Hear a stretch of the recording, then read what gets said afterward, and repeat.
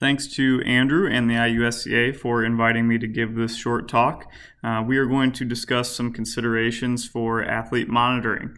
I'm going to move pretty quickly through the content, but if you do have any follow-ups, I have left my contact information down below. Please feel free to reach out.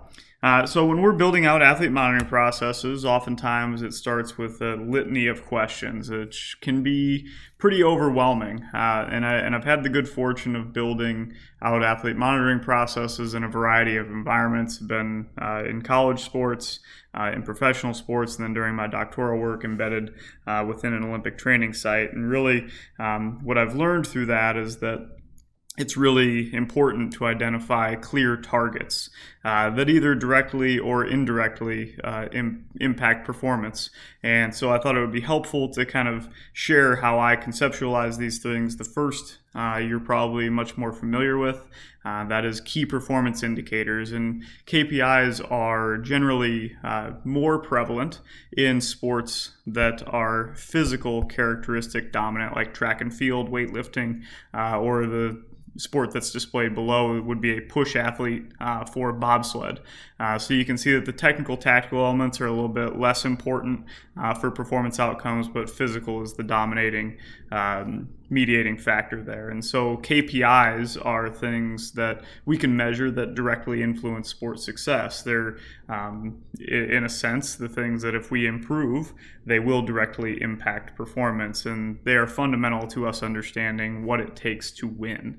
Alternatively, and this is the case in a lot of team sports, potential restraint factors become really, really important. And these PRFs are kind of latent barriers to performance that take on two primary forms, here and here, which we'll discuss. But there's also the third, because performance is mediated by player health, that identifying and measuring known risk factors might be another potential restraint factor included in an athlete monitoring process. So on the far left here, we have things that could impede high performance. So the example that is visually displayed there might be aerobic capacity and a player's ability to hit a shot late in the game. So it's not necessarily that improving aerobic capacity improves the likelihood of hitting that shot. However, not having a certain level of conditioning may adversely affect the player's ability to hit a shot, because fatigue would overcome the ability to express skill. We also have in the middle the prerequisite aspect of potential restraint factors. So strength might be a barrier to improving running speed or change of direction ability, and so therefore we need to first improve strength before we can focus on the thing that maybe more directly influences the sport itself. So for our football player down below, the change of direction and speed development that may be necessary, we can't jump right to because the player needs to get stronger. And then we've also mentioned how health can mediate performance. In the development side, this can even come in lessening opportunities to practice the sport itself or be available for the sport itself. And so a potential restraint factor might take shape by measuring one of those known risk factors, and you see a long lever isometric hamstring test there that we have used in our setting that's been really, really helpful.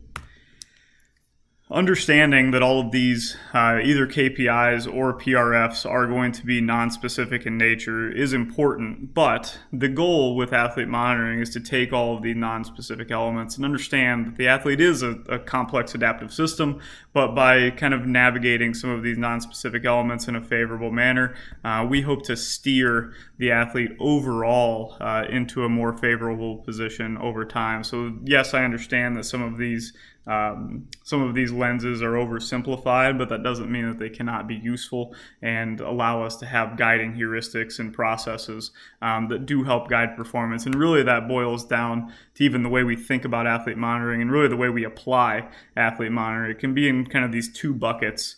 It can be in the fatigue management bucket, or we can live in the program efficacy bucket. And the program efficacy is where we're going to more encounter the KPIs and PRFs. And then fatigue management will be kind of in line with just managing the day-to-day. So we're going to spend some time just going over practical examples of each. First talking about fatigue management. And we're going to use neuromuscular fatigue because it's the most popular really to use things like the counter movement jump to assess neuromuscular status. So we're going to talk briefly about that. There are two types of neuromuscular fatigue. The first is state, pretty much the more classic physiology version of it, where we have this fatigue that's experienced at any instance in time, the right now fatigue that is really mediated by changes in modulating factors that you see a few listed right there. But really what we measure with things like force platforms and counter movement jumps is trait neuromuscular fatigue, also acute, but this refers to the average amount of fatigue that's experienced over the course of a few days.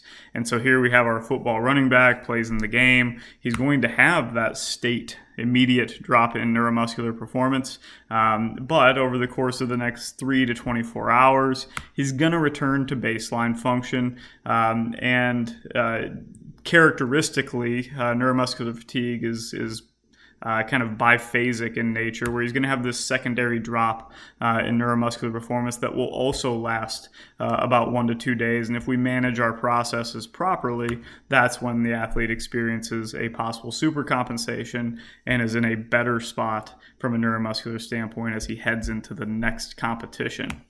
And so really when we're managing fatigue, we're talking about all of the things that you see listed here, but primarily what we do in the applied setting is we are trying to identify athletes that may be at risk as early as possible by devising some warning signs. And so the decision support system for fatigue management might look something like this, where you have maybe some buckets. This is kind of a modified stoplight system where you have follow-up at the top on down to okay, where that would be like minimal fatigue, and then maybe you've got some data scarcity due to some contextual circumstances that you don't want to put them in any of these three buckets. So this is kind of a hypothetical example. You could maybe have an automatic red flag if they trip an asymmetry, or you can kind of develop a system where you've got a flag counting process in order where if they trip a certain number of them, they get put into one of the categories that you see here. So as we work our way down, you just see that it becomes graded a little bit less. You may have a trend flag that you include in that medium fatigue level, and then it gets lesser and lesser as it goes. But just because we all live in the real world, I do think it's important to have some contingencies in place if you do go through times, whether you're on the road or whatever the case may be, of how you're going to deal with infrequent collection. But that's just a quick example of a modified stoplight that you might implement for fatigue management purposes. Obviously, we led off talking about KPIs and PRFs, so I do want to spend some time on the program efficacy practical. I just didn't want to dismiss the fatigue management side of athlete monitoring. But again, we will revisit decision support systems, this time a little bit more in depth. This is kind of how we would move from collecting data on up to a decision with a decision support system. So in the blue there, we have intelligence.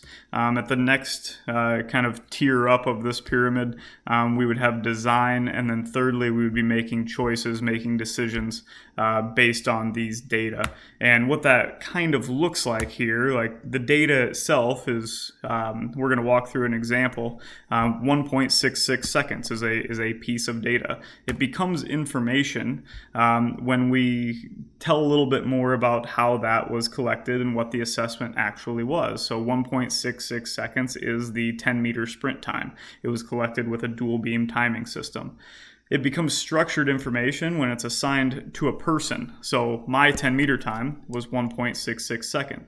I can gain insights into that when I contextualize it to a position group, to a sport, whatever the case may be. So now my 10-meter time is too long, or I'm slow relative to my position group.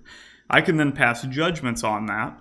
I need to get faster to reduce my 10-meter time. pretty logical, but for the sake of this example, I wanted to keep it simple. And then there's a decision that's made following that judgment. I'm going to start an integrative program. I'm going to lift weights. I'm going to work with someone on my sprint mechanics, and I'm going to work with a dietitian to make sure that my nutrition supports the training that I'm about to encounter. So that would be the type of kind of sequence that you move from data to decision using a decision support system. But ultimately, these systems, they kind of provide this recursive loop that we can continue to revisit, where we might have an innovation-prone intention, where we get to the top with the decision and we ask ourselves, well, did this work? How can we be better, more effective? Can we be more efficient in the way that we solved this performance problem? Or as we get down here and loop back towards the beginning where we have data, maybe there's new knowledge that we need to exploit or that we need to find, we need to measure. And so the decision support system is also kind of a self-supporting entity when done right to drive both innovation and discernment, depending on kind of where we want that loop to re-enter there. So that's about all I've got for today. Hopefully this was informative. And again, just like I opened, if you do have any desire to follow up, please don't hesitate to do so.